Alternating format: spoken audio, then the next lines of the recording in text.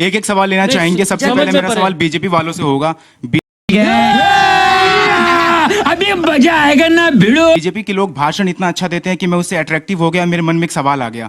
अभी क्या हाल ही के दिनों में प्रधानमंत्री जी का एक बयान आया था जिसमें वो रैली में कहते हैं कि अगर बंगाल में बीजेपी की सरकार आ जाती है तो उसके बाद में जितने भी रेप के केसेस हैं उसको रीओपन किया जाएगा। लेकिन good question, you are a good question. अगर हम भारत में जो क्राइम डेटा है, रिकॉर्ड डेटा, उसको देखें तो उसमें राजस्थान सबसे ऊपर में है, उत्तर प्रदेश सबसे ऊपर में, मध्य प्रदेश सबसे ऊपर में, और उनमें बीजेपी की सरकार है। वहीं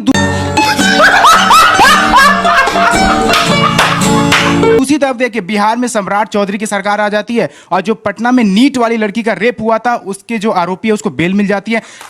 तुम्हें शर्म है? कुछ शर्म आया है? टीएमसी वालों से एक सवाल लेना चाहूंगा मैं।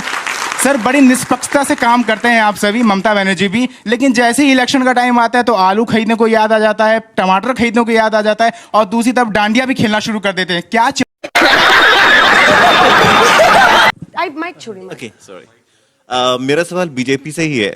पिछली बार जब बीजेपी चुनाव हार गई थी उसके बाद काफी टाइम तक, कई महीनों तक बीजेपी कार्यकर्ताओं के खिलाफ ठीक ठाक हिंसा के केस सामने आए।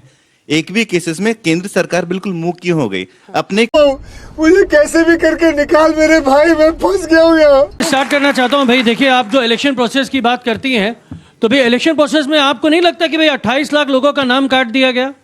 और मैं नहीं बताऊंगा। और ट्राइब्यूनल में जब 1474 नाम जब जाते हैं उसमें 1468 नाम पारित हो जाते हैं, लेकिन वो वोट नहीं दे सकते।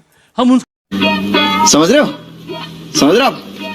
ना? के खिलाफ है। वो हमारे हो सकता है, हमारे वोटर ना हो। और जैसे बीजेपी क्लेम करती है कि 14 लाख वोटर तो उन्हीं के हैं, हम तो उनके लिए भी लड़ रहे हैं।